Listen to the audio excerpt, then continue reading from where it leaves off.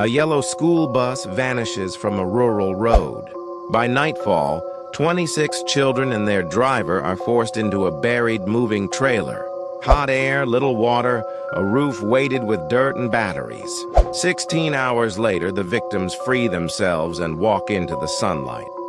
Chowchilla is an agricultural town with dusty roads and tight community ties. On a July afternoon in 1976, a bus driver named Ed Ray finished his route with kids from summer school, ages 5 to 14. A van blocked the road. 3 armed men climbed aboard wearing pantyhose masks. The bus disappeared. Parents called the school, then the sheriff, then the hospitals. For hours, nothing. The kidnappers had a plan. They wanted money. A lot of it. The captors split the group into 2 windowless vans and drove for 11 hours with the air cut off and the children stacked like freight. In a rock quarry near Livermore, they herded everyone down a ladder into a buried moving trailer. Inside were mattresses, a few jugs of water, some cereal, and a feeble ventilation tube. Above, they piled dirt and heavy truck batteries to keep the roof pinned closed. They left to make their ransom call. The trailer grew hot and sour.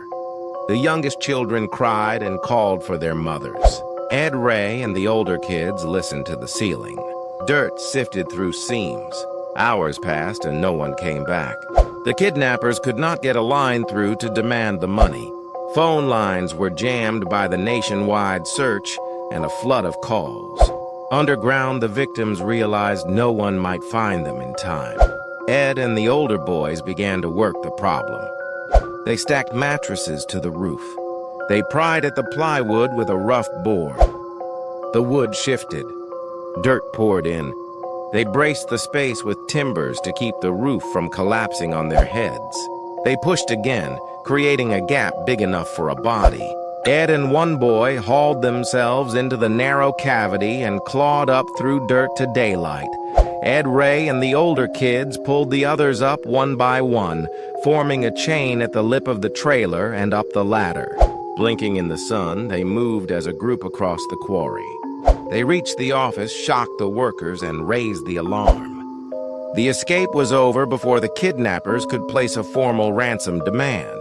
What was supposed to be a perfect plan was defeated by a bus driver who refused to wait to be saved and children who refused to surrender.